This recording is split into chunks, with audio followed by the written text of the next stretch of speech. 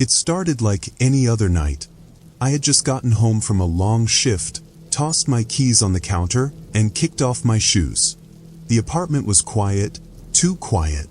Usually, the hum of the fridge, the distant chatter of a neighbor's TV, or the creaking of the old pipes filled the space.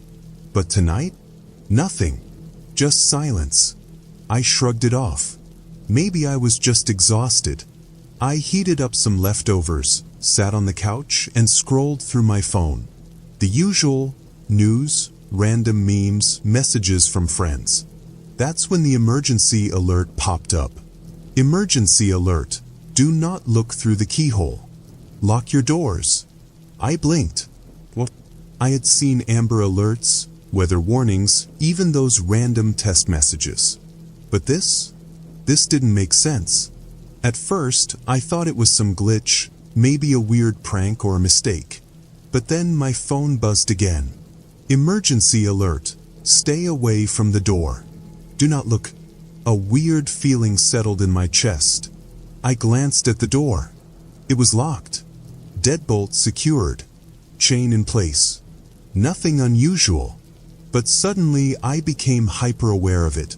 The way it stood there, closed, but not completely separating me from whatever was outside. Then came the first sound. A soft knock. Not loud. Not urgent. Just deliberate. I froze. My mind raced. Who knocks that lightly this late at night? My heart pounded in my chest. I grabbed my phone, ready to call someone, but my hands were clammy, shaking. Another knock. Slightly louder. I swallowed hard and stood up. Every step toward the door felt heavier.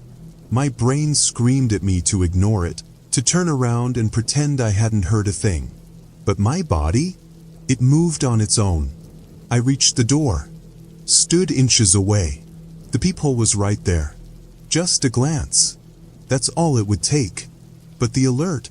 I hesitated. Then a voice. I know you're there. I sucked in a sharp breath. It was a whisper, soft yet clear. But something about it was off. It didn't sound like a real voice.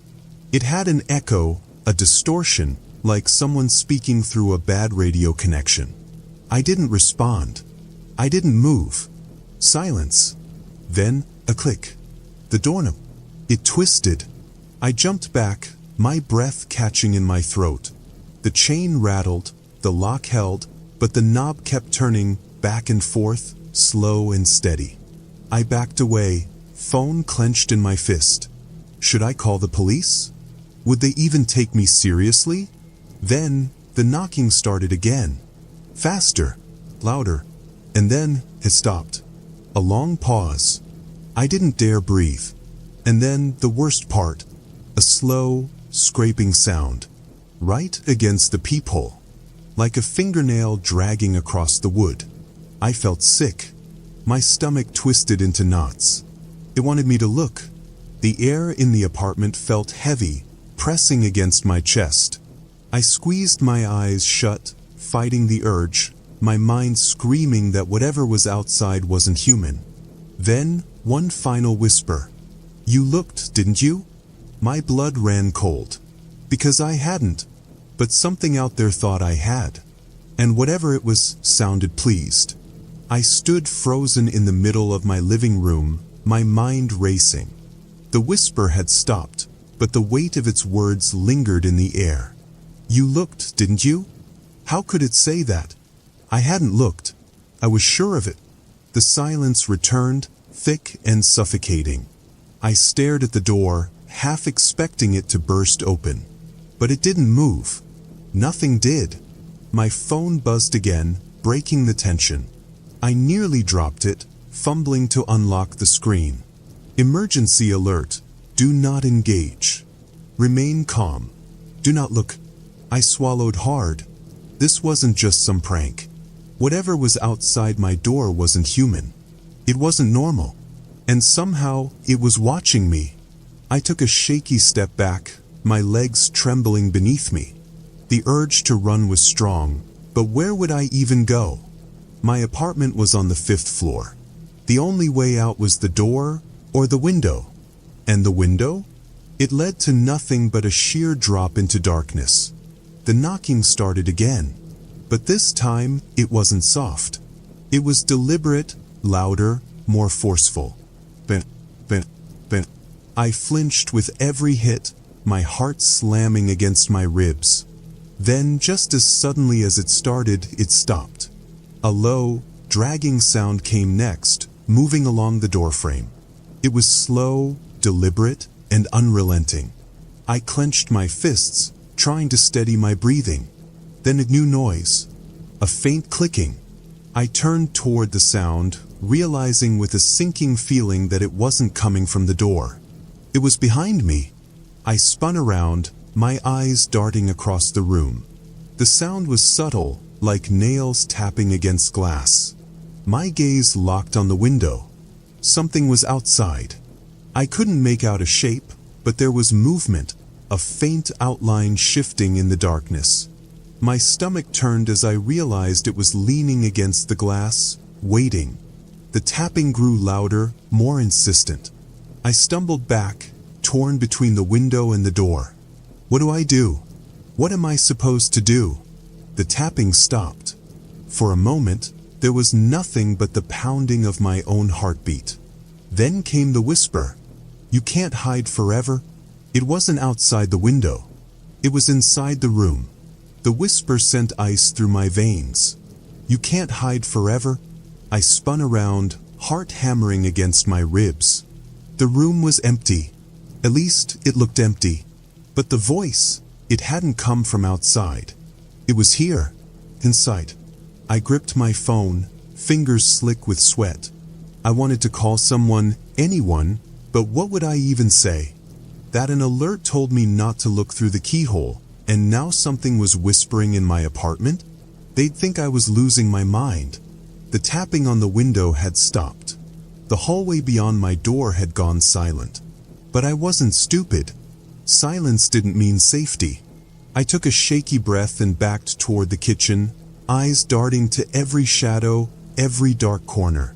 My apartment wasn't big, just a one-bedroom with a small living space. There weren't many places to hide. So why did it feel like something was watching me from just out of sight? The lights flickered. Not a normal flicker. The kind that made the room feel wrong, like the walls were shifting in and out of reality. For a split second, I thought I saw something in the reflection of the dark TV screen.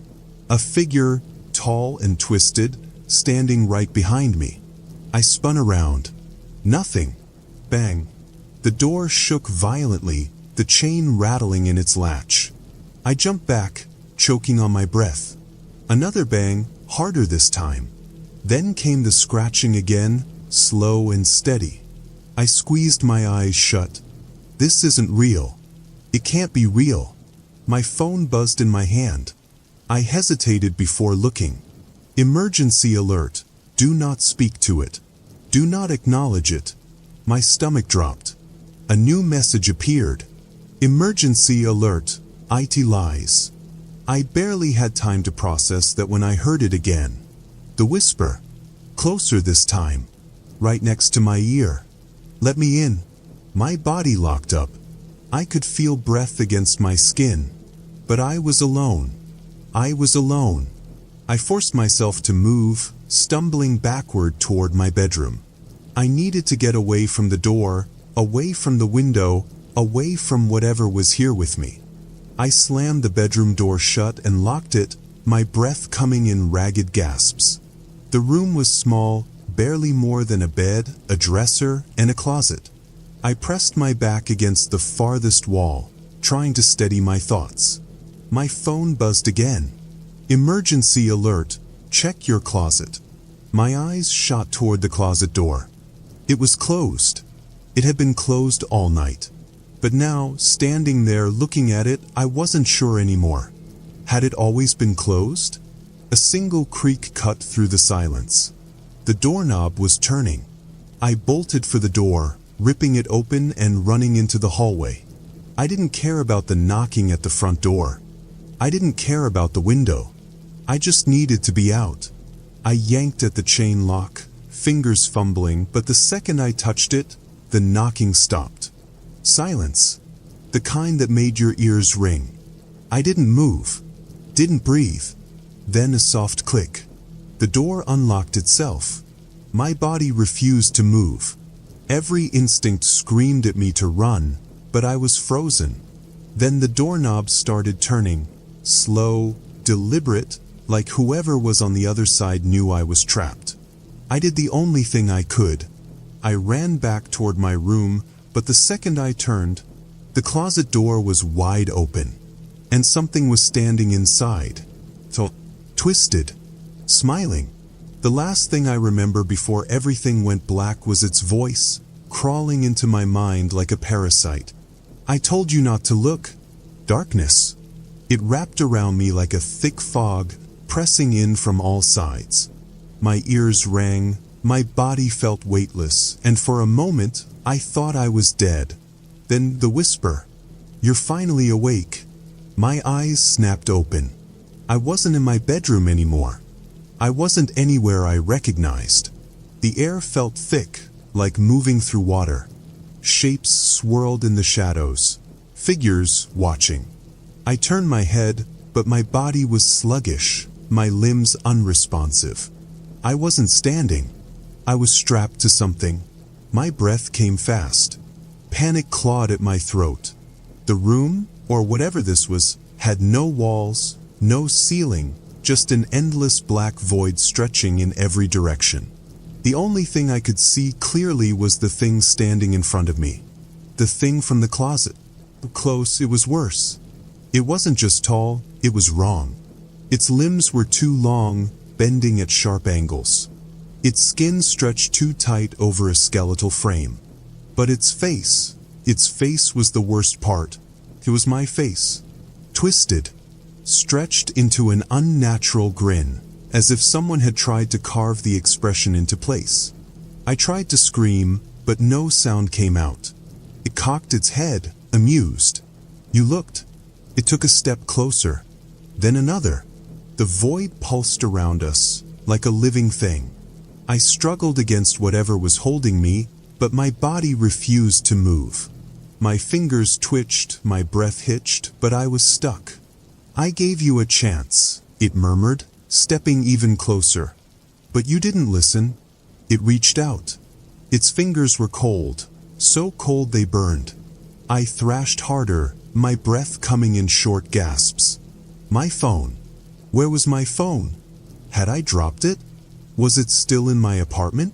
As if reading my thoughts, the thing smiled wider. There's no going back. Then, in one swift motion, it grabbed my face. Pain exploded through my skull. Not pain. Something worse. I could feel it inside my mind, digging. Memories flashed before me. My childhood home, my mother's voice, my own reflection in the mirror. And then, it wasn't me anymore. It was wearing me. I could see my own body standing there, staring down at me with my own eyes. But they weren't mine anymore. They were empty. The straps around me vanished. My limbs loosened. I collapsed forward, gasping. My hands hit cold, solid ground. I was back in my apartment. The window was closed. The closet door shut. The emergency alerts were gone. My phone lay next to me, screen cracked but still on. I sucked in a shaky breath. Had I imagined it? Had I blacked out? Then I noticed the mirror. The thing standing in the reflection wasn't me. It tilted its head, that twisted grin still carved into place. And then it spoke. They'll never know. I couldn't move. I couldn't breathe. The thing in the mirror, the thing wearing my face, just stood there, staring back at me. I lifted a trembling hand, and it did the same. Perfectly in sync.